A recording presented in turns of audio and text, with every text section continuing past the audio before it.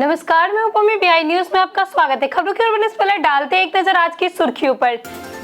बिहार में तेल मिल लगाने वालों के लिए कुछ खबरें। बिहार सरकार देगी 33% सब्सिडी, जाने आवेदन और पात्रता की पूरी जानकारी। बिहार बोर्ड 2027 परीक्षा फॉर्म आज से शुरू। स्कूल कॉलेज के प्रधान भरेंगे ऑनलाइन फॉर्म, 16 सितंबर तक करे आवेदन। बिहार में 25 लाख एलपीजी उपभोक्ताओं का ई-केवाईसी लंबित। अब 31 अगस्त का होगा सत्यापन। मोबाइल ऐप से घर बैठे कर सकते हैं सत्यापन। बिहार के 40 पुलिस जिलों में बढ़ेगी खुफिया निगरानी। 138 सब इंस्पेक्टर विशेष शाखा में होंगे तैनात। नेपाल सीमा में अंतर्राज्यीय अपराधों तक रखी जाएगी कड़ी नजर। ध्रुव जुड़ैल ने शतक के बाद किया खास सेलिब्रेशन। दादा की किसानी और पिता की सैनिक सेवा को किया याद। शतक के बाद दिखाया जय जवान जय किसान का टैटू। इसी के साथ बढ़ते हैं शाम तक की बड़ी खबरों की ओर विस्तार से। बिहार में तेल मिल लगाने पर मिलेगा 9.90 लाख का अनुदान। बिहार सरकार तेल प्रसंस्करण को बढ़ावा देने के लिए 10 टन क्षमता वाली नई तेल मिल लगाने वाली परियोजनाओं का लागत 33% या अधिकतम 9.90 लाख तक अनुदान दे रही है। आवेदन 15 अगस्त से 15 सितंबर तक डीबीटी पोर्टल या बिहार कृषि ऐप से किए जा सकते हैं। सरकारी या निजी उद्यम, एफपीओ, पंजीकृत स्टार्टअप या सहकारी समितियां पात्र है। एफपीओ को कम से कम 2 वर्षों के लिए पंजीकरण होना जरूरी है। आवेदक को परियोजना लागत का न्यूनतम 5%। बिहार के 35 जिलों में खुले आईबी कार्यालय, सीमाओं पर बढ़ी निगरानी। बिहार में पुलिस के अधिसूचना तंत्र को मजबूत करने के लिए 40 पुलिस जिलों में आईबी कार्यालय खोलने की योजना है। इनमें 35 जिलों में कार्यालय शुरू हो चुके हैं, जबकि 5 में अगले 1 माह में शुरुआत होने की उम्मीद जताई जा रही है। 138 दरोगा विशेष शाखा में तैनात किए गए हैं और हर जिले में 3 से 4 अधिकारी काम करेंगे। आईबीटी में स्थानीय गतिविधियों पर नजर रखकर विशेष शाखा को रिपोर्ट देगी। नेपाल सीमा पर विशेष फोकस रहेगा। 729 किलोमीटर लंबे सीमा से जुड़े 7 जिलों में घुसपैठ, तस्करी, मानव तस्करी, नशीले पदार्थ और नकली मुद्रा जैसे गतिविधियों पर निगरानी बढ़ाई जाएगी। यूपी, झारखंड और बंगाल सीमा पर विशेष संवेदनशील स्थान है।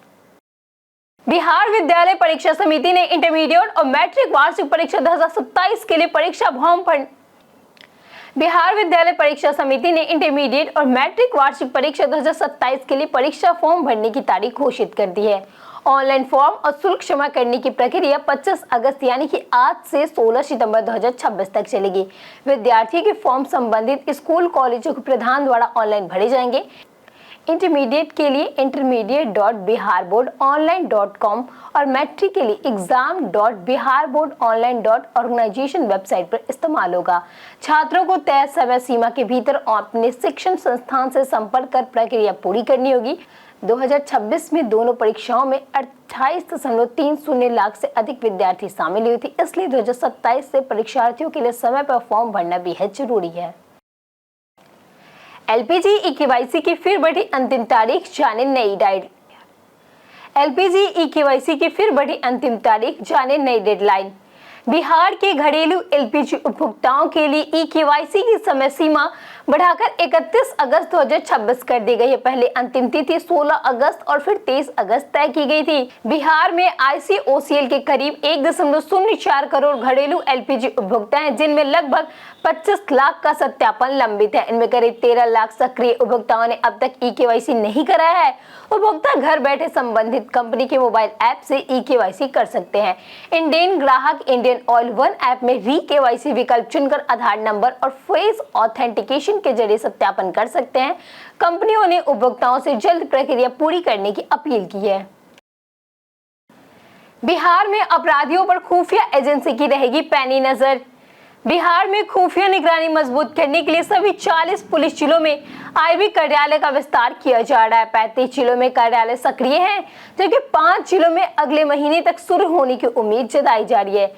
पुलिस मुख्यालय ने 138 सब इंस्पेक्टर को विशेष शाखा में तैनात किया है, जो स्थानीय गतिविधियां और संवेदनशील मामलों की निगरानी कर नियमित रिपोर्ट देंगे। नेपाल से लगे 729 किलोमीटर खुली सीमा पर घुसपैठ, मानव तस्करी, मादक पदार्थ, जाली नोट और अवैध गतिविधियों पर विशेष नजर रहेगी। यूपी, झारखंड और पश्चिम बंगाल की सीमाओं पर भी अंतर्राज्यीय अपराधों की सूचनाएं जुटाई जाएंगी। सितंबर में त्योहारों और हड़ताल से बैंकिंग सेवाएं होंगी प्रभावित। सितंबर 2026 में त्योहार, क्षेत्रीय आयोजन, शनिवार, रविवार और प्रस्तावित बैंक हड़ताल के कारण कई दिनों तक बैंक शाखाएं बंद रहेंगी। 4 सितंबर को जन्माष्टमी पर बिहार समेत कई राज्यों में बैंक बंद रहेंगे। 11 सितंबर को यूएफबीयू ने देशव्यापी हड़ताल का आह्वान किया है। 12 सितंबर को दूसरा शनिवार होने से देश भर में अवकाश रहेगा, जबकि 14 और 15 सितंबर को गणेश चतुर्थी समेत क्षेत्रीय त्योहारों के कारण कई केंद्रों पर छुट्टी रहेगी। 21 से 25 सितंबर के बीच भी अलग अलग राज्यों में क्षेत्रीय अवकाश रहेंगे। 26 सितंबर को चौथा शनिवार और 27 सितंबर को रविवार रहेगा। बिहार में 4, 12, 26 सितंबर और रविवार खास बैंक अवकाश है। छुट्टियां केंद्रवार अलग अलग हो सकती है। राजगीर की वादियां बनी पर्यटकों की पहली पसंद। बिहार में राजगीर में इको टूरिज्म के प्रमुख केंद्र के रूप में उभर रही है। वन, पर्यावरण एवं जलवायु परिवर्तन विभाग की पहल से यहाँ प्राकृतिक सुंदरता, रोमांच और स्थानीय रोजगार को बढ़ावा मिल रहा है। 5 पहाड़ियों से घिरा राजगीर गर्म जल स्रोत, घोड़ा कटोरा, रोपवे और नेचर सफारी जैसे आकर्षणों के कारण पर्यटकों की पहली पसंद बन रहा है। वर्ष 2025 में जनवरी से नवंबर तक 24,55,000 से अधिक पर्यटक पहुंचे हैं, जिनमें बड़ी संख्या घरेलू और विदेशी सैलानियों की रही। पर्यटक बढ़ने से होटल, गाइड, वाहन, हस्तशिल्प और स्थानीय व्यवसायों को रोजगार व आय के नए अवसर मिल रहे हैं। पंचायत चुनाव आरक्षण पर हाईकोर्ट ने बदला कानूनी रुख। पटना हाईकोर्ट ने स्पष्ट किया कि त्रिस्तरीय पंचायत चुनावों में आरक्षण के लिए बिहार पंचायत राज कानून की धारा 15(5) लागू होगी, न कि सरकारी सेवा और पदों के लिए 1991 का बिहार आरक्षण नियम। जस्टिस पार्थ सारथी की एकल पीठ ने ईसा की याचिका पर सुनवाई करते हुए जाति छानबीन समिति और राज्य निर्वाचन आयोग के निर्वाचित मुखिया को हटाने के आदेश रद्द कर दिए। कोर्ट ने कहा कि 1991 का कानून मुख्यतः सरकारी सेवाओं में आरक्षण से संबंधित है। पंचायत चुनावों में इसका उपयोग केवल पिछड़ा वर्गों की जातियों की पहचान तक सीमित है। चुनावी और सेवा आरक्षण के नियम अलग अलग हैं। बीपीएससी टीआरई 4 आंदोलन में छात्रों का पटना में रहा उग्र प्रदर्शन। पटना में बीपीएससी टीआरई 4 की मांगों को लेकर छात्रों ने जोरदार प्रदर्शन किया। छात्र पीटी मेंस परीक्षा निगेटिव मार्किंग हटाने और 100% डोमिसाइल लागू करने की मांग कर रहा है। सीएम आवास घेराव के लिए निकले प्रदर्शनकारियों को गांधी मैदान की जेपी गोलंबर पर बैरिकेडिंग कर रोका गया है, जिसे छात्रों ने तोड़ दिया। इसके बाद बड़ी संख्या में प्रदर्शनकारी डाक बंगला चौराहे पहुंच गए, जहां वहां भीड़ में भी घेराबंदी तोड़ने की कोशिश की।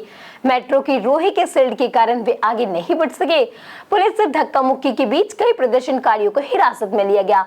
स्थानीय स्थिति संभालने के लिए शहर में सीआरपीएफ भी तैनात की गई है। रूफटॉप सोलर से घटेगा बिजली बिल, 98,000 तक मिलेगी सब्सिडी। पटना में प्रधानमंत्री सूर्य घर मुफ्त बिजली योजना को बढ़ावा देने के लिए पेसू 50 प्रमुख स्थानों पर सोलर सहायता केंद्र स्थापित करेगा।